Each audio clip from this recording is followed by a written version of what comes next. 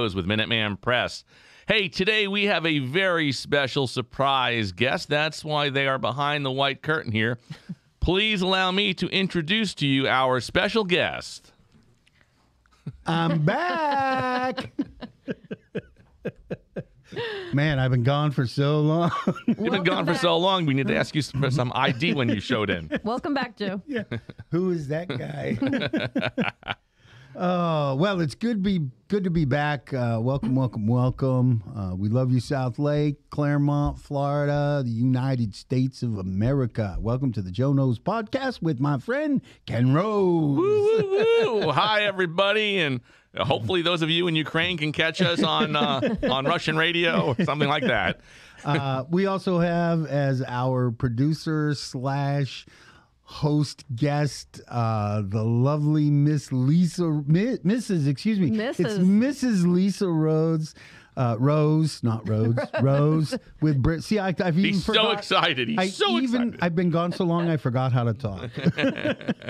Lisa Rose with Brand Squad. Hi, everybody. Hey, Lisa, how are you this morning? I'm great. What, are we back to me already? Yeah. Wow. So, yeah, I mean, you've been gone a while. It's great to have you back. I mean, how has vacation been? She's funny. She said, "Yeah, I'm great. Like, I got to stare at you too."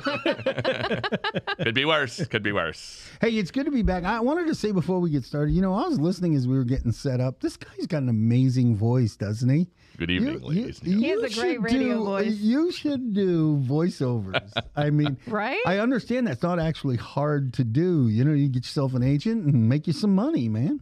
Actually, true story. My baby brother, Jonathan, was a voiceover professional. And he made a ton of money. He was like 7, 8, 9. And he was the voice for the Cheerios kid with General Mills for many years. No kidding. He was the General Mills And he was on that toy Cheerios commercial, kid. too. He did a toy commercial for back in the day. Karate Kid came out, and they yeah, had the Karate Karate Kid. Kid action Yeah. figures, and he was in the commercial. And he had these big old glasses on because he had like a lazy eye. Now he's a doctor, so God forbid his eyes aren't right. Anyway, but That's probably what made him want to be a doctor. Did the money from those ads help him offset some of that student loan? No. We spent all of his money. So, was long there was gone. always a crisis at home. When you have 4 kids at home, there's always a crisis. Yeah. But yeah, he was a Cheerios kid, and Karate Kid came out, and I think he said true strength comes from the heart or some crap like that. And then so he did really well with that. So And when he had he was a a real kid, karate chop Yeah. action. Yes, he has an action figure like so Joe. when he was a kid, he had the voice, but now you have the voice. I have the voice. I have the very sexy voice. He Where does do you have a fit sexy in voice. that? Are you like the oldest? You're the young- I'm the oldest. You're the I'm the oldest, and See, then that is as it should be. Sometimes Right. we get crapped on when I'm the oldest. We get crapped on when we're the oldest, but I'm then the baby. then we become adults and we kind we're of still the slip oldest. into. We're still the oldest, but now we slip into our own. I always laugh that I was considered the black sheep of the family for the longest time. Some because it was justified. well, but, of course. But now I'm amazed where everybody like calls me and all the kids and cousins that were supposed to be amazing when we were 12 and Joey was a screw up. It's like now Joe's the guy that's a respected business leader and be like, I don't know how you do it. Well, I stopped doing drugs about 20 years ago. But then you became a realtor, so maybe it was time to restart that engine. There are days I do wish I still did them. Now it's just caffeine and crumb cakes, right? Joe came in this morning and he's like, do you have any coffee? I'm like, oh yeah, we got coffee. We've got Do you have any snacks? snacks.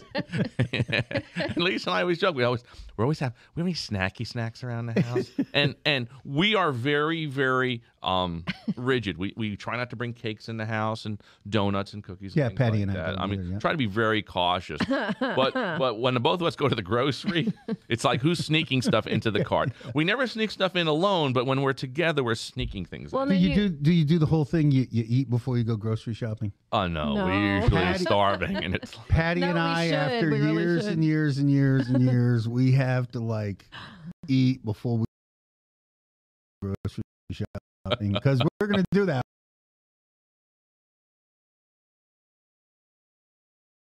like gonna get home and maybe open and have one bite of.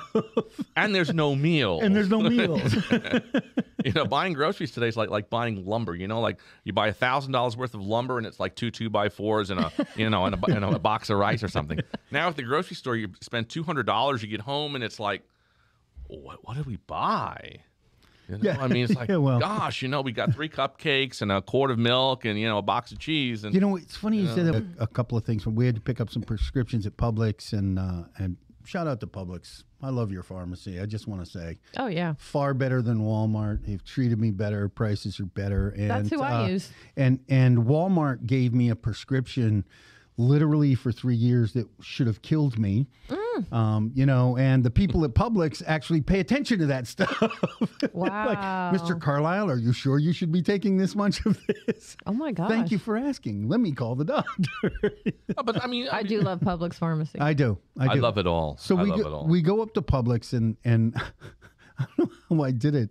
We were going to pick up a couple of quick things, but I dropped $125 and we went in to buy pub sub. Now the subs weren't expensive, but it was all the other crap I bought. Oh, let's get some fruit. I need some dressing, and those chicken tenders look good, and everything's getting more expensive. Oh, yeah, I for know. sure. The chicken tenders I bought a year ago for, was a great deal. I dropped, $5.99 on them for the, and I'd buy them by the pound because they freeze well. So I have some left over. Well, now they're like $8.99 a pound. I mean, the potato wedges were $5. Oh, I know. You're better off walking in somebody's backyard and swiping potatoes and hope you don't get caught. I was at the Publix sucks, and I'm going to tell you why.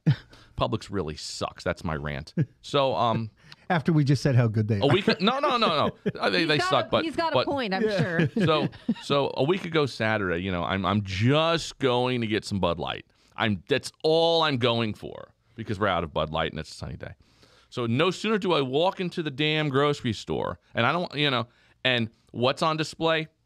Roses for Valentine's Day. Yeah.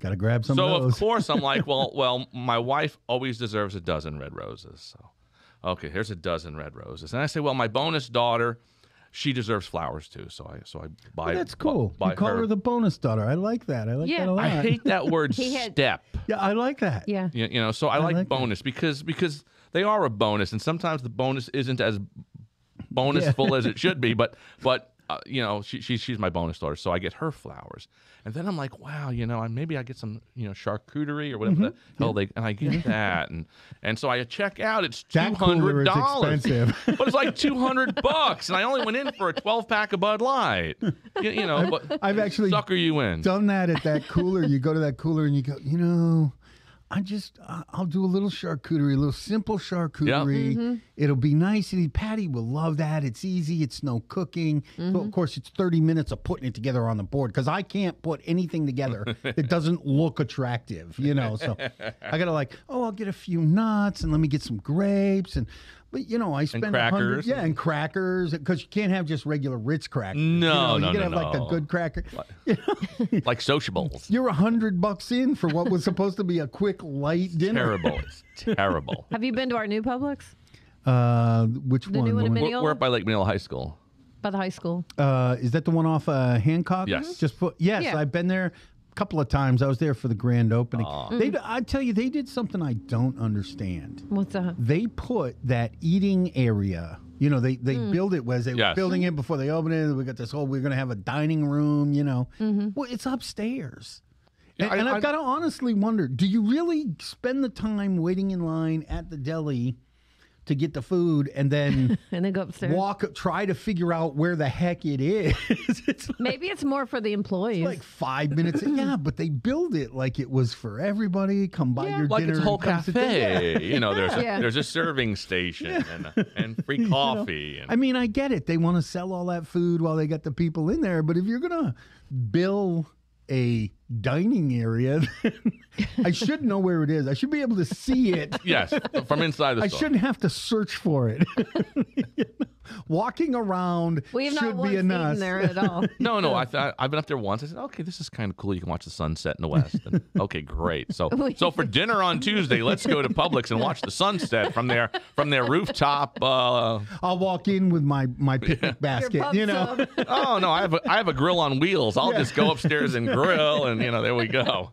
So, but yeah, I mean that's how it is. I tell you, you want to hear something really funny?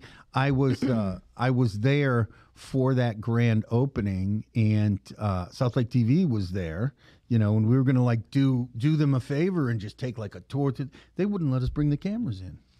I mean, like I even pulled my phone out to do some stuff. They were like, they had people walking around. Nope, no filming. I'm like, well, you're a Publix. Everybody knows what a Publix looks like. Top secret. When they asked us to do that over at Kroger, I understood because they've got some proprietary robotic technology, that's Yeah, because Steve around the corner from you and the house 3 houses over is building that in his garage now. Oh, let's build some robotics to get the groceries from the kitchen to the table. $100 million later, he can now get his bagels from the refrigerator to the toaster to his table with no movement. You've seen that robot. All I'd have to do is open the trunk. They put it away. $100 million, no big deal. Proprietary. Oh That's God. right. Oh, are your aisles proprietary? They're proprietary aisles. They're secrets. A big secret. Oh. So today is 2/22. Today is a palindrome. You know what a palindrome is? Well, neither do I, but I saw this today and I thought it was Google cool. palindrome. I don't know. Isn't that a medal? It's supposed to, I don't know, something. Isn't that what's in Wolverine? It is, the date is 2/22/22, and we will be a true palindrome at 2:22 in the afternoon. Now, the thing that's cool about this, it's so rare that it will only happen again in 400 years. When it's 24.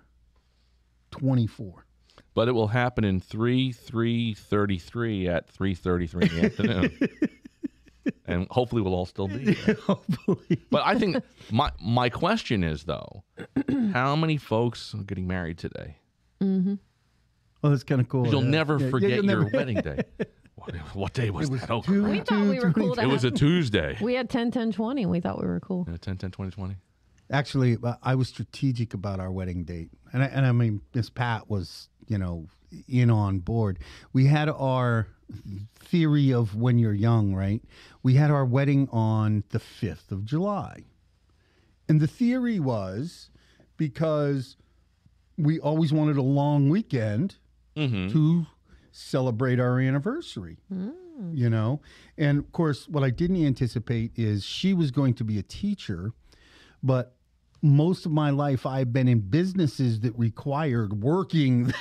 On July 4th. Oh, God. I was an actor, waiter, restaurant guy, real estate. I don't ever get that long weekend. I love long weekends. And now my wife and I, my birthday's July 1st. Hers is the 27th. So we actually take a day in that time span, and we have what we call the birthiversary. Well, that's good. So we just kind of throw it all together. One gift. That's it. One day spending time together. That's it. I'm excited about my birthday this year. Your birthday? Oh, Where are we going? Oh, yes. We're going out to the Hard Rock Hotel in Daytona. Oh. Yes. Yes. And then we found out that a good friend of mine that I grew up with in high school, he has a band. And they are a Van Halen tribute band. And they get dressed up like Van Halen, and they sound like Van Halen. And they're playing that Friday night. So we're like, cool. oh, man. So we got. Are they playing in the band shell? Or? They are playing at the Hard Rock Hotel on the pool deck. Kidding. So and they're really good. We've seen them before. Yeah, so we got. That's very cool. You can wear your Speedos, sit in the pool. I think it's with a beer. I don't think you wear Speedos, Joe. I don't know why you have to put on Speedos all the time. God damn it! Thank God we're behind a table today, everybody, and you only see Joe from the waist up. But this Speedo is out of control. There was a day I actually was in a Zoom meeting while I was sick. I tried to attend a Zoom meeting, right? So they have this so you only got to sit upright. Yeah, but I was sick. I mean, sitting up was a challenge, And I couldn't drink coffee. I mean, my tummy wouldn't take it. So I was like, it's even worse, Well, let's get this thing started, okay? And they started the meeting with one of those, okay, let's go around and learn something about you that we would be surprised to find out. So it was somebody who had come in teaching like the agents, right? So I know everybody in the meeting except for the guy that's running it. Gets to be my turn, and it's at the end, like 12 people go through it. It's at the end. And they said, so I told them who I was and where I was from. They're like, well, what about the surprising thing? I said, all right. I said, there was a day right after I got out of the Marine Corps that I was a stripper for a little while. And the guy who's teaching the meeting goes, well, that's surprising. And everybody else in the room went, no, you don't know Joe. That's not surprising. That is a frightening thought. But that's where the whole Speedo thing came. Sure. Because there was a day that I actually looked good in one. Last time I looked good in a Speedo, I was 12. After that, no. Well, I was 22 and used to spending like 3 hours a day in a gym. And the government was paying for my meals. Look, I get the whole Speedo thing. My thing is, I don't want to get into it. But as a guy, and you're in a Speedo and you see pretty girls at the beach, now you got to stay, on your stomach for 3 hours because you can't be walking around the beach. It's funny you bring that up. And I mean, the show's off the rails now. Because I was wondering, that reminds me, actually, a lot of times when I'm trying to charge myself up in the morning, I'll just crank the radio on the way to my meeting, and they were having a block of Queen. Okay. And I mean, Queen, I was in high school when they were popping, so I'm really rocking out. And it was still on when I left the meeting. I'm coming up here. And you know what I realized? I got to thinking, I have not heard the song on the radio, Fat Bottomed Girls, in a long time. And I got wondering, is it because it's like not PC anymore? Is it not woke enough? I don't know, because everything is about butt implants. So, I don't know. Isn't that the thing? Like a theme song. Well, you see, back then, Fat Bottom Girls meant something completely different than it does today. I guess, I mean, I guess. Because those girls that were, those women that were Fat Bottom Girls back in the 80s and the 70s, well, they're soggy bottom girls now. Yeah, so I guess they just have to ban that song, like everything else that's being banned. Eventually, the only thing that we'll ever listen to is Milli Vanilli, because that's fake and everybody knows it. So that'll be the end of our musical life. That's it. But yeah, I Speedo thing, it's just one of those things. I prefer something a little bit more. A little more coverage. Yeah, well, I do too. I prefer the basketball short style bathing suit these days. It goes from my knee to my hip and covers a part of my love handles. But I'm old enough and married long enough. I don't really care. Look at it. I like those too. Okay, you can look at it. When I was almost 400 pounds, I was like, shut up, I'll sit on you. No, I was wearing those too, the long board shorts. But what I don't like about the long board shorts is that when they're wet, they're just cold and they just hang. Yeah. And I don't like it hanging below my knees. Yeah. So now I found these really cool swimsuit shorts that are shorter, but they're not like 70s basketball player shorts. They're a little bit longer than that. Yeah. But they're not like those board shorts, and I kind of like them. And I'm not a fan of the board shorts, and like I said, I like it to go from like the top of my knee on. Top of the knee. When my daughter was in high school, right, we used to have this argument because I had a rule: you can wear whatever you want as long as it is to the knee at minimum. Well, then you get into the definition of what is to the knee. If you're a 14-year-old girl who's coming into her own fashion sense, to the knee is within an inch of the top of the kneecap. Or 6 inches of the top of the kneecap. But Dad's version... Girls can't find shorts like that. Even back when I was younger. But those are walking shorts. Yes. LL Bean carries those. Oh. They're walking shorts. Okay. Dad's with version pockets. of to the knee is to that spot at the top of your shin bone, just under the kneecap. To me, that's to the knee. To the knee. To the knee. To the knee. I want it to the knee. In school, the it had to be. whole knee. Had to be 4 inches above the knee. Back 4 in inches school. above the knee. Now I don't know what the rules are. Well, that's because you have no rules now. Now your shorts are like, No, I'm 12 saying inches in- from the knees. I'm saying in school. Well, in school, yeah. That was the rule. It had to be 4 inches I above tell the you, knee. and of course, we were joking about Speedos, but my wife and I tell you, my wife and I have a phrase. We go together, but I just got to say this, ladies, some of you need a friend. There comes a certain age and a certain weight, and it goes for men too, but Well, yeah. ladies in yoga pants these days are probably the greatest offenders, is at some point of age and weight, you should not be in public in spandex. Okay, Well, like a man in a Speedo. If when you stand up, you can no longer see that you have a swimsuit on, you should not be wearing a Speedo. I mean, that's it, right? That's the rule. That's the rule. That's the rule. And it goes the other way. I grew up in New England, and you go to the beach, and the cliche was these people who would come down from Canada, and you don't know where they got this dark ass tan from, because they've been in the snow for the last 10 months. They got snowburned. They got snowburned. But they wore these, and I mean, guys who are like in their 40s, 50s, and 60s are wearing these little Speedos, and they all had these like fur chests, Like a Bigfoot. like a Bigfoot, Coming at you. in some stage of gray with like 9 shark's tooth chains on. Like, you live in Ottawa, right? Where did you find a shark? Oh, it's gold. I see. That makes it much better. And the worst part is you'd see them walking down the beach, literally hitting on like young. super young, or what was even funnier was the woman whose skin is all leather because she's been like smoking cigarettes And tanning And tanning. with baby oil for 50 years. Hey, son. Come here, baby. It's like a Raisinette and a Raisinette's commercial.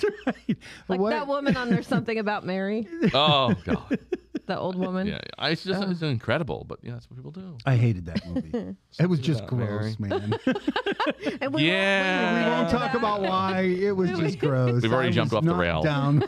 But okay, so today's a palindrome day. It's Today's a palindrome day. 2/22. So what are you gonna do? I'm gonna do something at 2/22 just to say, hey, I celebrated this. I'm gonna maybe take a picture for Facebook or Instagram or whatever. Maybe with a clock behind. Maybe you, with a clock showing behind me. That's a good 2:22. idea. Yeah. That's a good idea. Yeah, I am at 2:20. Of course, I'll be in the middle of a training meeting, so I'll have to like hit the. Of course, I I thought actually those kinda are like the- Mondays at 9. Don't get started. Too soon. Too soon. Long story.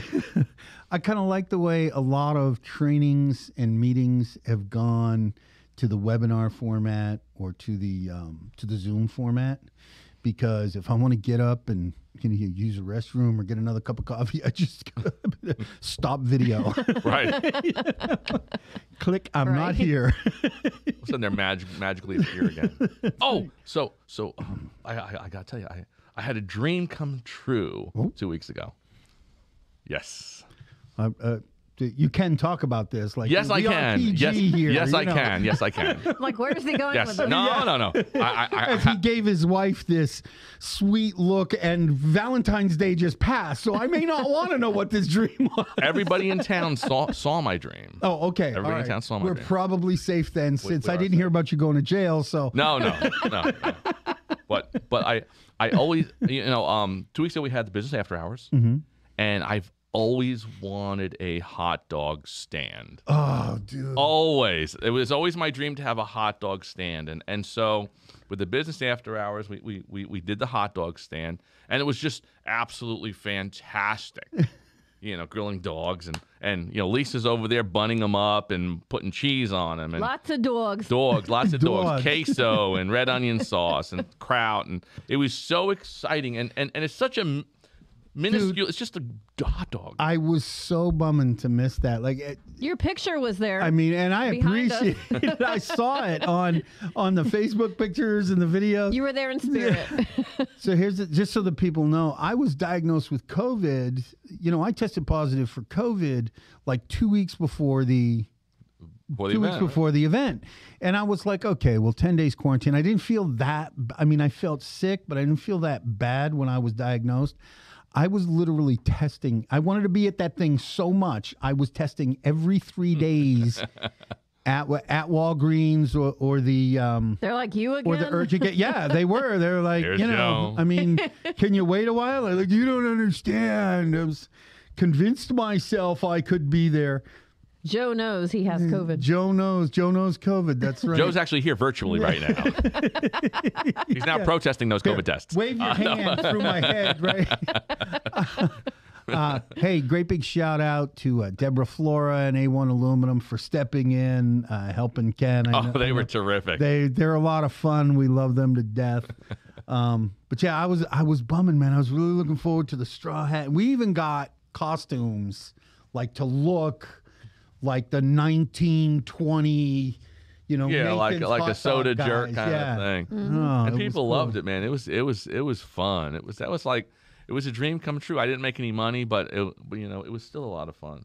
But we don't do those things to really make money because we weren't selling hot dogs. Well, no, we weren't selling hot dogs. I was selling other stuff behind the table there. We will sell hot dogs though.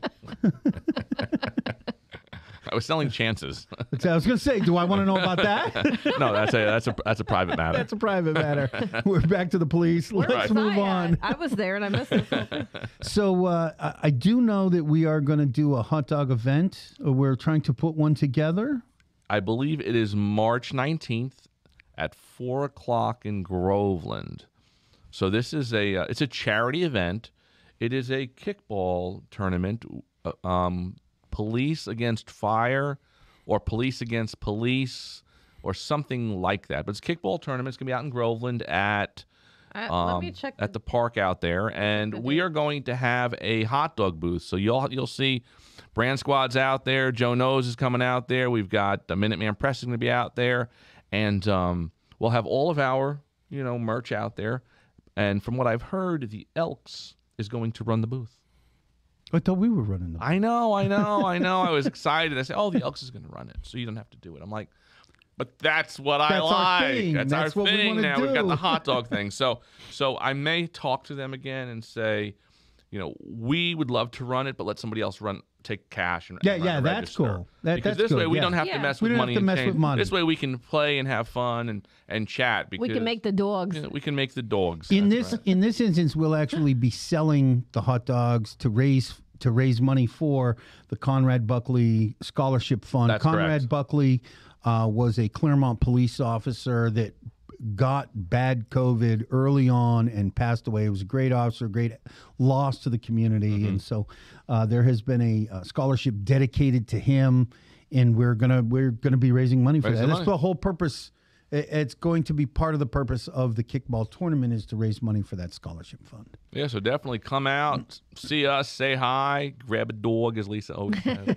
She's always picking on me. Dogs, Dog. coffee, dogs, dogs. Anyway. Dogs. But yeah, so March 19th, it's a Saturday, and I think 4 o'clock. So we'll I'm give you looking more forward. information. It'll be online and blah, blah, blah. You call them dogs? We're going to call Lisa them dogs. does. She always That's how he says it, so I pick on him. she grabs my accent because my Dogs. accent doesn't come out really until I'm around other New Yorkers. Yeah. And you have a few drinks. Well, and a few drinks. Hey, see, I was an actor, and so I learned to give up my Boston accent because when I went to New York, I realized that while New Yorkers can have a New York accent and get acting jobs in Boston, it was much more difficult to go to New York from Boston and get acting jobs in New York unless they were hiring for somebody who was from Boston, and those roles were few and far between. Sure, absolutely. So here's the thing: I spend all these years, I get rid of the accent mostly, right? I mean, I do know I have one, He but has it's one. not bad. But man, back when I was drinking, you get a couple of shots in me, and I was, hey, come here, I'm from Boston, get over here. Come on, where's your car? Let's go get in the Park the car. car. Pack the car. And we'll go to the park. What else? What else we got on this crazy show today? Good golly! I gotta ask you. We're not going to talk about what's going on in the Ukraine, but I have noticed. Ken and I both noticed something this morning. Kiev. Now it's Kev. Right. And it used to be spelled Kiev, and now it's spelled KY something. Now it's a lubricating country. It has an X squared on the back that's silent, right? Oh, Kenneth. And you pointed out with the Olympics. Right, yeah. The Olympics are in Beijing. So for years, everybody said, sorry. That used to make you racist.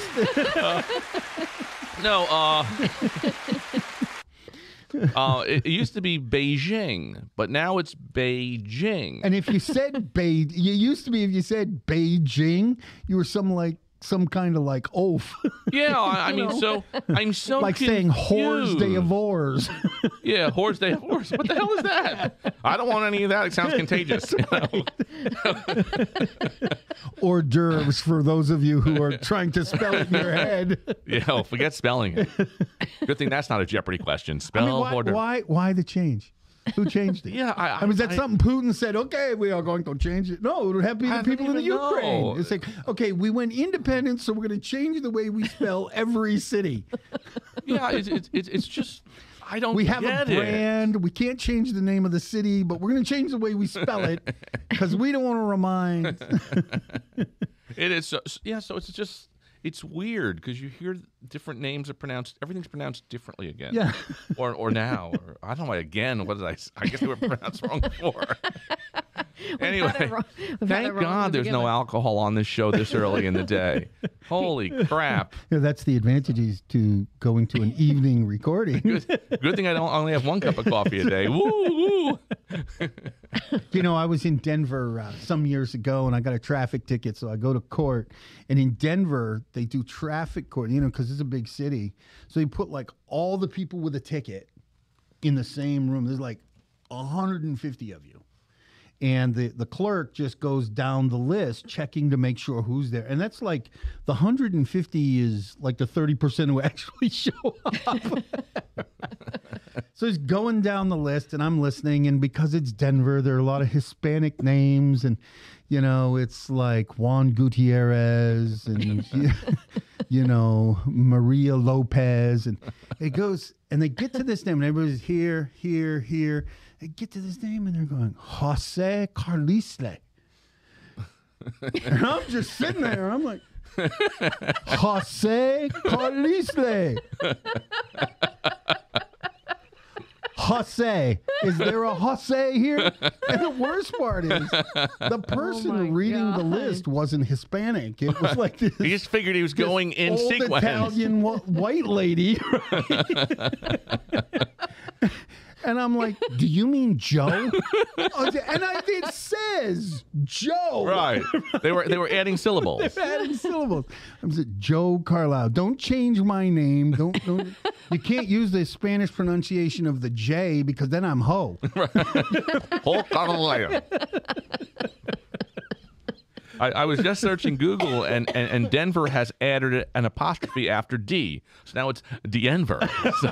So when you're flying in now, it's Denver. Denver. Shit's changing quicker than I can They keep up. smoke so much pot out there, I wouldn't be. Well, who has time to change anything then? That's right. They're just changing the... No, they change it because where are we? We're completely lost. We're completely Give off me base another now. joint, man. Welcome to the world Does of it edibles. really matter where we are? As long as we're near food. That's right. Snacky snacks. Snacky snacks. We're back at the snacky snacks. Snacky snacks. Yeah, so it's just a weird time. Everything changes. People change. I can't even keep track. There's snowflakes. There's woke, or is it woke? I don't know. It's like croquet. I can't keep track. I don't know if I'm too political or I'm not political, or even if what the hell I am at this point. Because I love the mom descriptions. You have birthing person. You have birthing person, but you have the helicopter parent. You have the snowblower parent. Huh? You have the snow plow parent. There's all these different kind of things. You know, the helicopter parent is the one that's always close by. Oh, hovering over their kids. Okay. Yeah. The snowblower parent is the one, and we know people like this. So when you hear it, you're like, oh, yeah, that makes sense. The snowblower parent is the one that goes in front of the kid and removes all obstacles for them. They're doing all the work. The plow parent is creating the path so wide it damages everything in its path. It's just going to throw it all to the side. I've not heard these terms. On that note, we are going to be the moat parents with dragons. Nobody's coming back home because the drawbridge is shut down, the moat is filled, and the dragons are loose. Stay the hell away. You've moved out. That's it. Do you know, I love my children, and I had friends when my kids were in the house, and they said, oh, yeah, your kids come back. I said, my kids aren't coming back. And they were like, how do you know? I said, one, I'm terribly obnoxious. Two, I'm teaching them to be completely independent and not want to come back. I said, three, the door will be locked. And we have that with Alyssa, because you know she wants to make sure that her room is still the same if she goes off to college. And I'm all about VRBO. I'm like, you know, we're renting out both of those bedrooms with a private ensuite to anybody that wants to come by at a week at a clip. You know, But you know, you talked about change. Even parenting has changed. Dramatic. Right? Like dramatically, and not necessarily for the better. Right? I think parents are more overbearing on their children now. They are, and they, you know, the whole idea, when I was coming up, it was expected that it was expected that as soon as I could, I'd have a part-time job. Mm-hmm. And most of my friends, unless they were like ultra wealthy, I mean, like, I went to a school that like the biggest business, I went to a Catholic school, to the biggest business in town. Yeah, well, I still got the scars. Those on my left those hand. rulers across your hands. Right. Son of a bitch. But the, you know, the biggest business in town, the wealthiest guy in town sent his kid, and that was the kid that didn't have to get a job. Of course, he also had a car when he was 15 that he couldn't drive because he didn't have a license yet, right? Mm-hmm. So when I was coming up, you had to have that job. When you were 18, you were expected to join the military, go to college, or get a job and move the hell out. It was expected. Today, you talk to most parents, and they're like, and I had friends that did this, you know, their kids are living with them 23, 24 years old, and they're like, I don't know how to get them to move. I'm saying, you tell him, get the hell out. I get it. I was there. I was there. Hunter was at home till he was, what, 22 or probably 22. 23? But Hunter was working. He was working his ass off, but what happened was he was taking over. He started building race cars in the garage, and then there are parts all over the damn house, and it's overwhelming. And I'm like, it's time. And he's like, but I like it here. Of course you like it here. You have free food, free cable, free anything you want. The You come and cable go is as you because of please. him. Yeah. Well, But yeah. you know, but I'm talking about the other ones who's Right. like kids don't do anything. Right, you know, that's like, I mean, I will accept that I went to college after the Marine Corps. I think I stayed with my mom and dad when I got out of the Marine Corps for like 2 months. Right. And it was only because I hadn't quite found a place. It might not have even been 2 months. I remember an argument with my dad where he laid down some rule about this was his house, his rules. When he got up the next morning, I was sleeping in my van. I'm a grown-ass man. You're a big boy. I'm sleeping in my own car. You're right. This is your house. These are your rules, but I got the boot at 18. and I Right. can make the choice to deal with the consequences and set my own rules. And that's a shame because Right. that's part of the reason our culture is the way it is because people that are that young don't know how to face consequences and make their own choices. No, everything's laid out, you know, like carpet. Oh, But- it's easy but for the you cost, to go be the an cost activist. of living right now is very, very high. Well, the cost. Well, Makes it a little more difficult for people to leave. well, the cost of living in town here. Yes. You know, when you're paying $2,400 for a 3-bedroom apartment, there's something wrong there. The housing situation is a little bit different, but you know, when I was in college, you shared like a 2-bedroom apartment Sure. with Yeah. 3 other people. I mean, so it was, there was, again, it's that expectation. You talk to the average 20-year-old today, I can't live there. Right. That's Cracktown. That's what you can afford. And if you go there and enough 20-year-olds go there and don't smoke crack, it's not Cracktown anymore. So, I don't know why you're having a hard time seeing it. My first apartment was back in '96 here in town, and it was $425 a month. Wow.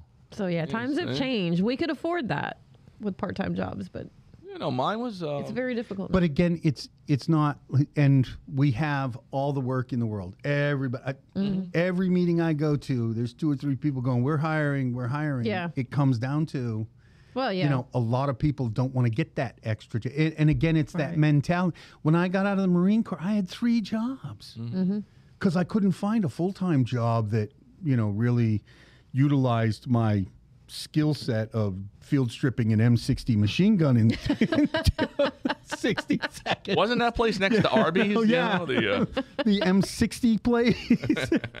But I had 3 jobs, and you even propose that, and people look at you like, "What are you talking? I got to have a life. Well, work-life balance. You're 22. What are you talking about?" It's almost the expectation. When I went to college, I didn't graduate, but when I went to college, nobody expected to work in their field when they graduated, unless they were a teacher or a nurse. Those are the only 2 really industries that you expected you'd have a job. And when my wife started as a teacher, she was paid $11,000 a year. If you were a teacher, you were under the poverty level. And teachers still don't get paid enough, but it's funny to see people come out of college and they go, "Oh, I can't live on that." You're not supposed to live on that. You're supposed to find a roommate and Right. share an apartment and save some money and build your career. I mean, I never knew a business guy that thought he was going to start at $90,000. But there are expectations. We know a young lady that wants to start at $100,000 with no education and no experience, but because that's the magic number, $100,000. $100,000. Look, I think, I even have 2 jobs. I've got Minuteman Press, and then I dabble in real estate as a broker. I mean, because again, it's extra income. It covers something else. It's a little bonus. See, but and actually, I'm glad you brought that up, because I wanna tell the audience. And I may have a hot dog cart. No. I came in. It sounds funny, but as you get to know Ken and Lisa, all right, it's not just printing and real estate. Ken is very good at looking at how he can turn something into a business, and then he works it like a business. And I got to tell you, the thing I noticed, I came in to get my snack, and I opened it up to get the creamer for my coffee, and the guy's got like cheese and mayo. And you know what this tells me, though? I mean, kidding aside, this tells me this guy works, and he doesn't expect to go out to lunch. He doesn't even expect to take an hour and a half every day to run home. Your home's not far from here. No, or 2 or 3 miles. You could if you wanted to, but that food is in there because of me. He didn't even used to eat lunch until I started. But exactly here. my point is that He won't take a break. That's the evidence of somebody who's working. It's almost become a dirty word. I mean, I saw something that said that the Congress is thinking about doing a harmful speech legislation. I'm like, well, I mean, you better be careful, because a lot of people today, that word work. But it's that the idea of work is I think gotten a bad rap. When you earn your money, it feels different than the check that the government sends you a check. That's easy, but that's not going to have the same sense of satisfaction as something that you earn. And I mean, I even see it in realtors, because we have a hot market, and there's a lot of people, they work 20, 25 hours, actual effective hours, and they think, hey, I worked really hard this year. Well, not really. Did you? Okay, here's the thing. You made $60,000 gross working from 10 in the morning to 3 in the afternoon, and maybe 1 or 2 weekends a month on a Saturday, maybe. Okay. Do you think if you'd actually put in a 40-hour week, You'd be making bank, bro. you'd be making bank?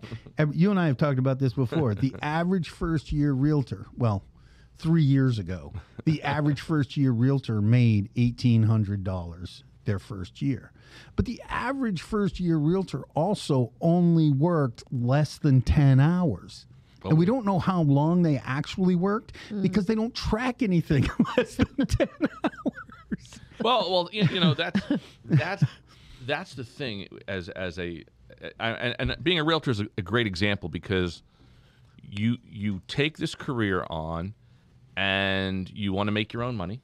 Yeah. And you say, I'm going to work harder than I've ever worked before, and then you don't treat it like a business. Yeah, you treat it like a hobby. You don't account for it, and you know Lisa will be one of the first to tell you in her line of work before she started Brand Squad. You know, you're working 8 hours a day. You get your hour for lunch, so you milk the hour for lunch, and you know as long as you can. And here we're basically eating and going right back to work. You know, because it's a joy of that. And I think part of the issue, Joe, really is that almost every company, besides your retail, your grocery, you know, food and beverage and stuff, still operates in the 20th century. That, well, you have to be here 8 hours a day to do your job. Well, no, I don't. I can do my job over the internet. I can do my job anywhere. And I've got a doctor's appointment at 2 o'clock today. So what I have to do, because you are operating in the 20th century, I've got to take the whole day off or call in sick. Yeah. Because I have a 2 o'clock appointment, and instead of you as my employer saying, just go to the doctor and come back when you can.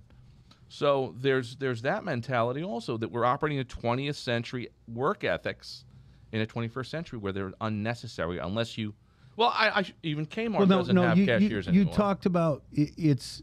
I don't think you mean work ethic. I think you mean because that's the problem. But it's the work balance. It's the work idea. Yes. You know. I mean, it's funny. I talked to a lot of new realtors, and you know, they're like, well, work-life balance. I'm like, look, dude, do yourself a favor. I'm gonna tell you the best advice I can give you. Forget all that work balance crap until you've been in the business 5 years. Okay, because the truth is, if you're gonna build a business, if you're gonna do anything, you're gonna have to do a lot of extra of it in the beginning. You know, it's the momentum. As a matter of fact, I was just sharing with somebody the biggest consequence to me being sick is I work through November, December, and the beginning of January so that I don't have a slow spring. Right. Well, you know, I got sick for a month and I lost all that momentum. But here's the thing, because I worked in those, I have resources I can tap now, so it won't be devastating for my year. It's just a hiccup, and people just miss that. Yeah. Is the, you know, and it works with everything, with a marriage, a relationship, you know, working out, right? I mean, I have to have workout balance. No, the reason you're fat is because you have workout balance. If you're going to get into a program, you have to decide. I don't appreciate you speaking about me like that, Joe. I'm working on it. Too many snacky snacks. And beer. Keep in mind, this is coming from the guy that was almost 400 pounds. Right. Okay. You're sweating your ass off. But anyway, sorry, I didn't mean to interrupt. But it's that when I first jumped in, I had to have something to do 6 days a week because I was changing a lifestyle and trying to establish something. Now I can maintain where I am at an hour, 3 days a week. And it doesn't even have to be like Monday, Wednesday, Friday. Right. If it can be Monday, Tuesday, Saturday, I'll pay the consequence in soreness. Right, but you can do that. But it'll maintain where I am. And that's the thing that people miss in general. This is why I think parents are letting their kids down. So this guy actually says to me, well, what if your kids come back anyways? I'm like, you don't understand. None of my kids come back. I had one child. They come back to visit for a few days. I had one child who graduated high school, went to college. I kept a room, made sure they had a room that wasn't necessarily their room. They were all mine. When my kids were growing up, we had a rule because Dad was an ex-drug addict. Your room is not your room. Your room is the room I let you use. Nice. The bureau It's not, you don't have an expectation of privacy. I mean, you want to hide something, you better find a way to dig a hole in the field behind the house, okay? And we've done that. And we've done that. But that's why Dad can find it, you know? But it's that, you know, and I actually had a parent that thought they were going to call DCF on me because my daughter came to school, came to church and talked about how I had searched her room again, you know, and Dad usually, if Dad doesn't suspect anything, he's searching your room once a month. And this lady was like, well, what did you ever do? She's like, nothing. He said, well, does he do that to your brothers? Yes, they get searched more than I do, you know. And she like was going to call DCF. And I'm like, lady, don't try to get me punished because I'm a good parent and you're a bad one. Oh, that made it. Because that was probably, church was probably not the place to make that argument. Talking about that in church. You know. What's wrong with you? But you know, because of it, it kept my kids above board and honest. And you know, that whole, you got to tell a kid if you can have anything. Today, you got to tell it to an adult. If you want something, you're going to have to work for it. There's just a misconception of the work ethic, and I think a lot of that is you know, and I've talked to Lisa about it before, you know, and you can relate to this. I mean, growing up as a kid, you never had access. You never knew how much your favorite baseball player made or your favorite actor made, or you just knew that they lived in these, you know, beautiful homes and things. And with the internet now, there's so many people faking their lives. Yeah. Faking that they have this great life, you know, and they've got, you know, Lamborghinis and they've got, you know, they travel the world and they're really like us. Although we're at a bar in the grill, we're really right here in Claremont. Right, so right. I think there's a lot of that goes on. And then in a lot of young people today, even people our age, they start to live this fantasy like The Secret Life of Walter Mitty. And they live in this dream and just put in the effort, get the reward. I know with Lisa now, you know, it's you know, I'm in here early every day and I shut down 4:30. It's like, Lisa, you ready to go? She's like, what time is it? I'm like, it's 10 to 5. Oh, really, man? I've been working on this. I've been working on that. Yeah, you know, he's like literally turning lights out, going, I'm used to leaving at 4:30. I'm ready to go. And I'm like, oh, okay. Well, give me a minute. But because I'll bet you go home and you do some of that work sometimes. In my head, mostly. Yeah. She's always like, literally the wheels are turning. all night, every night. Now I'm thinking about koozies and apparel and what order I have to get out. It's making me crazy. The other thing you're doing, and I, you know, it's really funny because Ken and I are in several organizations together. Yeah. You know, there's an assumption that because Ken is a good marketer, because Ken is in the marketing business, basically, right? But the truth is, Ken does this work, and this work gets done Monday through Friday. Mm-hmm. Then he and Lisa, who are all broker and a sales associate, go out on weekends for listing appointments or showing houses. I don't know if you work with buyers much. But there's that. So Saturday where you say, you know, I actually was talking to somebody who said, Ken parties a lot. I'm like, no, Ken works a lot. Ken works a lot to be able to party a lot. So when Ken parties, he parties intently. Sure. And it's on the weekends. All of our posts are on the weekend. When he parties intently. He'll take a special weekend that he's busted his ass for. Yeah. Says, you know, that's not where he spends his life. It's not people partying all the time, you know. He's here Monday through Friday, sun up to, well, not sundown, but well, not yet. But I mean, Lisa's got a listing closing in a couple of weeks, and she's working with a buyer looking for land. I'm working with the buyer who's my best friend's son, trying to find property. So I'm working all weekend long. I'm texting at 10 o'clock Sunday night. You know, hey, you know, there's a property. You know, what are we doing? And plus, then so there's a lot of things that go on that are. Plus, then you're online, and this gets back to that thing I was going to say. Ken is good at monetizing businesses. You don't really have a lot of hobbies that you're not constantly thinking, how can I turn this into a business? For instance, I'm sure when Ken set this up, it was done after the workday. It was when he it- first did the Tiki Hut It was podcast. our house. You know, 7 o'clock on a Wednesday? 7 o'clock We used on to a do it. Wednesday. But you have to understand, I'm looking at two cameras. I know he has 3 of them. He has other older cameras.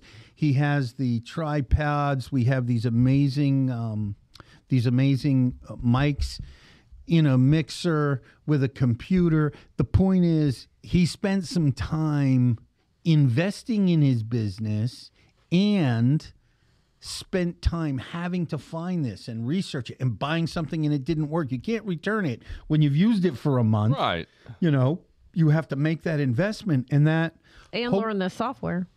Yeah, I mean, it's all a process. I mean, even now that Joe and I are working together regularly, Joe now is learning software, so that skill level takes him to a different place. And I mean, it's we all want to play. But here's the thing: you get back to that fake lifestyle. Right. Is that a thing that always impressed me as an actor? People always think of actors and stars because I was an actor and I was on a lot of movie sets with like the really big famous people.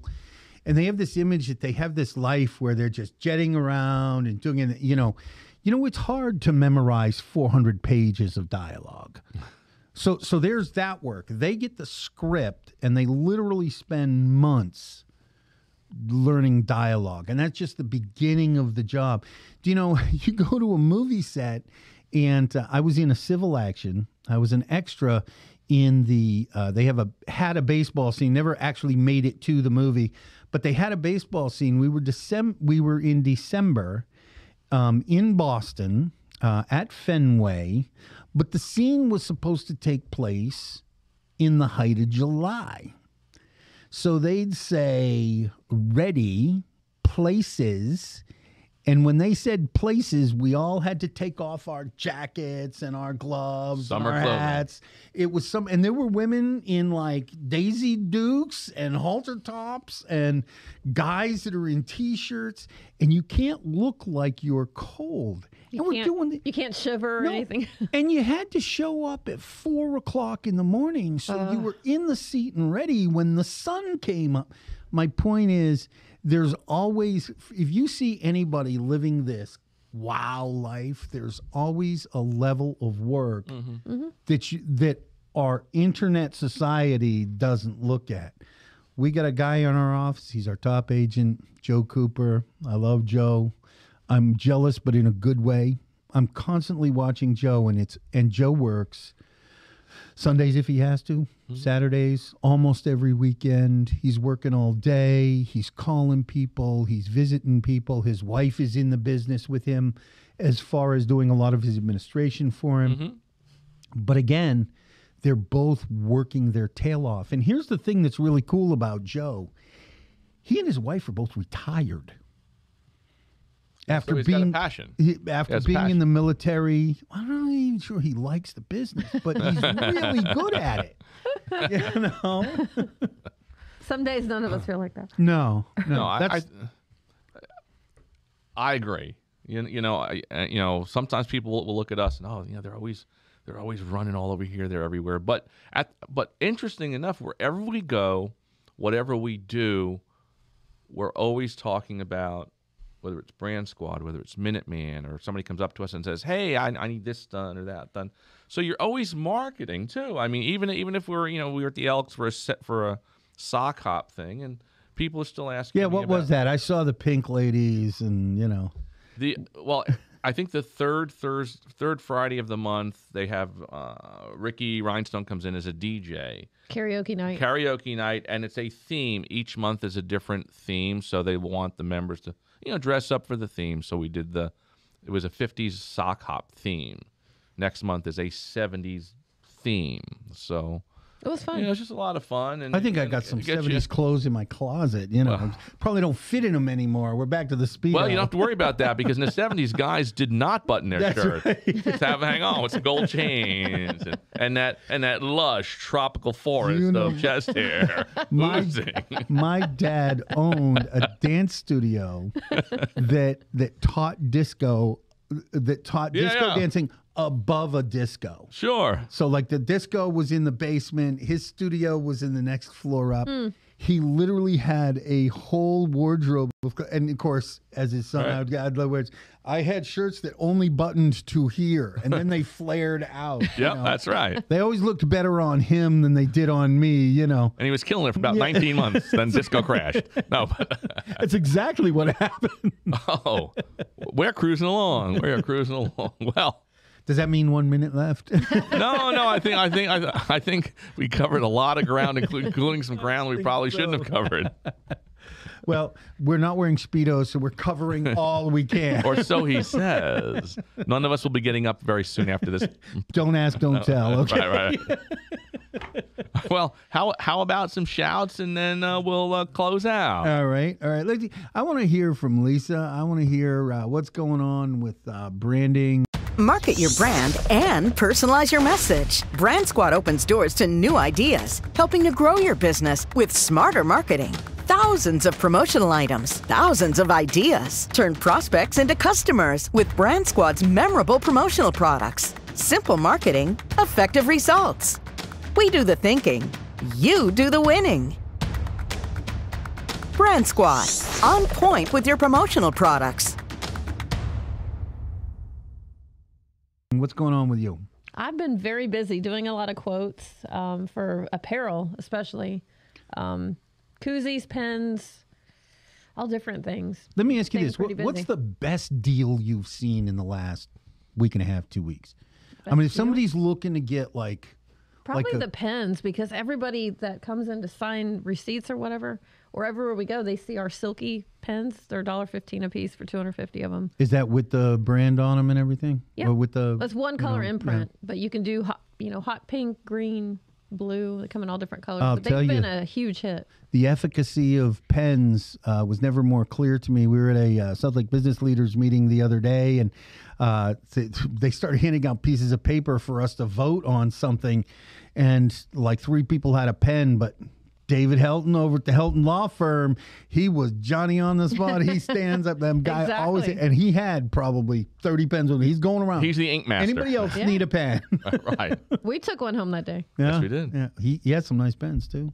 I bet you could get all of that stuff. If I want a special with a light and a Oh, yeah. and a cursor and Yeah, these had a stylus at the end. Stylus, that's right. They're I want a James Bond pen. I mean, can I get something? You can that, get anything. Lisa can that find you anything. shoots a flechette at somebody, or She can you go know. gray market, black market, really, whatever you need. There's I a want price point. If something you're at that's that got price special point, Lisa got you covered. technology. All right, what's up with you with real estate? Well, the market is the market, and actually, I've just started writing a book about the 10 things that you need to do to buy a house and win the bid in this market. Give us one tip. One tip: One tip. have all your financing cash ready now. If you're going to go even look for a house, you have to know how it's going to happen when you pull the trigger. You got to talk to your realtor too, because I will tell you, there are types of loans that are you can get any loan you want that you can qualify. I mean, you got to qualify, but when you go out to qualify, you better be asking about, okay, what does a conventional cost me? I know you said that I can get an FHA loan and it's only going to cost me $10,000 down and I'll negotiate for closing costs. No, you won't. Not in this market. No. I mean, Not when there's 10 other offers out there. If you pay $20,000 above asking price and you ask for $5,000 back, you might get that deal. But you better have a lot of cash to lay on a deposit. So my tip is, without giving the whole chapter, Right. have that. You got to know how you're going to pay for it. Right. You got to know. It's got to be ready to be paid for. You could be ready to go here. If I could buy it right now, I could go boom, and you give it to me. That's the way your financing has to be set. That's my tip. And that's why Joe knows real estate. Anything from you, Ken? Obviously, I'm with Minuteman Press, and I've been helping businesses market for 40 plus years. And this is my marketing tip of the week, and I'm going to piggyback on Lisa. And Lisa's a good piggybacker, I will say. Can you rephrase that, please? No. That's what I'm going with. Let's I keep just this got a PG. picture. One of you guys, That your ain't minds are even in the the picture I toilet. got. That's not, no, her mind is in the toilet. I was thinking of something completely different. Anyway, getting back to business, piggybacking on what Lisa said, let me talk to you about one of the greatest marketing tools available to you, and that is a pen with your information on it and how to use it effectively for your business. Now, one of the things that I always do with my pens is I don't keep them in a box in my office waiting for the next event where I can hand them out. What I like to do is grab a handful of them, walk into a restaurant, and hand them to the manager on duty to give to every server and bartender so that your pen goes in every customer's hand that needs to sign a check in that restaurant. And I can tell you that that generates revenue because my pen was at Little Anthony's Pizza Restaurant. Denise Calderon from her accounting firm went to Little Anthony's, signed her check with a pen that she absolutely loved. She looked on the pen. It said Minuteman Press. She called me. She wants these pens. I referred her to Lisa. She bought pens and she bought letter openers. So what better marketing tool can you have? And the lady that came in to sign her. And another client of ours, a realtor with PAL Realty up at the plantation, came in to pick up her printing. She signed her credit card receipt with a Minuteman pen. That silky pen, the same one. damn pen. And at that moment, she said, I need these pens right now. And that became an order and another marketing tool that somebody else is going to give out with their brand on it. So that's my marketing tip. Order stuff. Everybody wants that pen. Do you know that I really like that restaurant tip, because I know that when I was a waiter, when I was a bartender, I would go to work with 5 or 6 pens. Yes. Because customers steal them all the time. all the time. They stick it in their pocket. They're talking. They're not paying attention. I mean, if I could get 10 pens into the customer's hands that went home, that's yeah. Who knows? I mean, I actually even like that because encouraging. Yes, you want to give them away at events, but the truth is, I'm a realtor. I go to a lot of events. And if you're in business and active, you probably go to a lot of events. You collect a lot of pens from people. Those usually end up in a box that I end up donating to a school or somebody, because I really don't need 700 pens around the house. Right. And but that restaurant thing, if I take a pen from a restaurant, I'll tell you where it's going to end up in my pocket. It's going to end up on my desk. It's going to end up in the car. It'll go 6 or 7 places.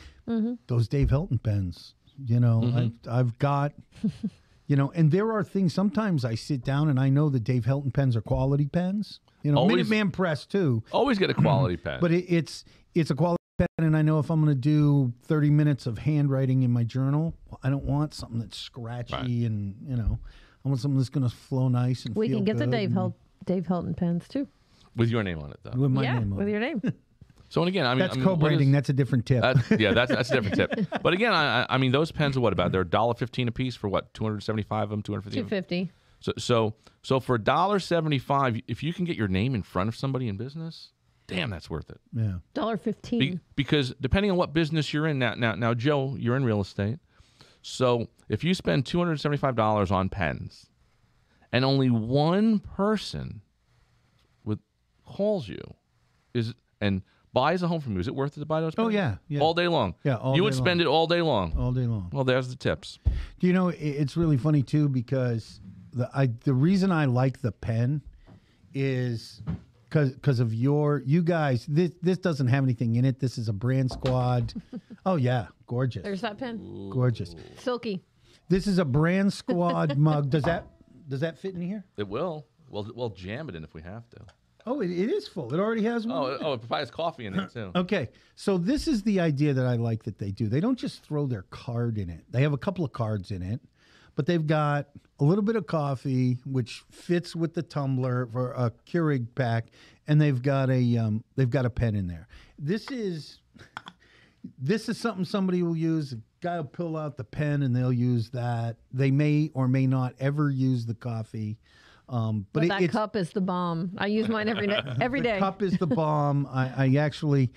I don't bring mugs home, and when you guys put that down, I brought it home and got rid of like 4 that were up in my cupboard. Yeah, you're always kind of replacing the older one. Yeah.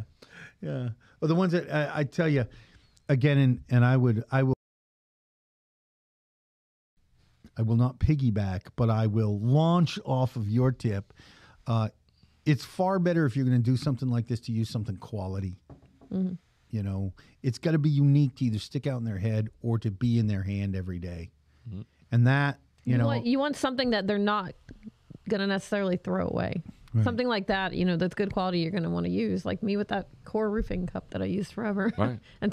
You should reach out to them and have them order some new mugs from you. I mean, I had somebody, this is before I knew, somebody bought me this cup. This was Cup of Joe, was my Facebook live show every morning. I told that story 483 days in a row I did an episode. So I had a viewer that bought me this, and I'm sure this cup 5 years ago cost $6 or $7.